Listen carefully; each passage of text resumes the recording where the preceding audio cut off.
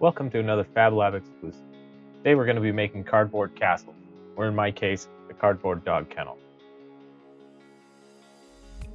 I started by collecting the cardboard that somehow manages to make its way into every room of my house. I then sorted it by large boxes, medium boxes, and small boxes. Unfortunately for this build, I didn't have any incredibly large boxes, something like a TV box or a refrigerator. I then cut the boxes open so that they would lay flat.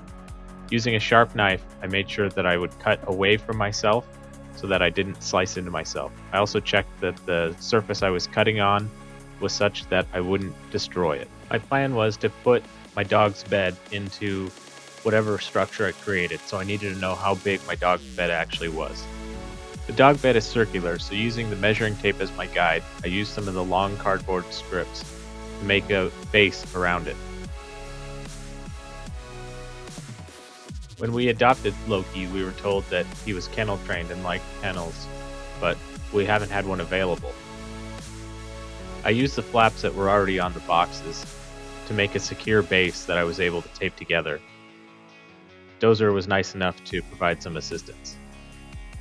I used duct tape just for ease of use, but you could easily use things like hot glue or staples to connect the cardboard as well. I had initially tried only taping inside so that the outside of the castle would look nicer, but quickly found that taping both sides of any seam was far more efficient than doing otherwise. Since I knew this was going to be a dog kennel, I decided to go with structural support over how it would look. If you plan on painting your structure, something such as painter's tape might work a little better to hold the paint. You could also do some sort of wallpapering or stickers that would cover the tape anyway. Once my base was secure, I added a second layer. Again, I used the flaps that were already in the box and alternated inside and outside of the base so that it would hold together. Dozer soon lost interest in the construction and decided that the camera was more interesting. I used a box cutter to cut the door out based on the lines I had previously drawn. I was very careful on sections where I knew that the cardboard was multiple layers thick, so that if I didn't go all the way through on the first go, I went and did a second pass.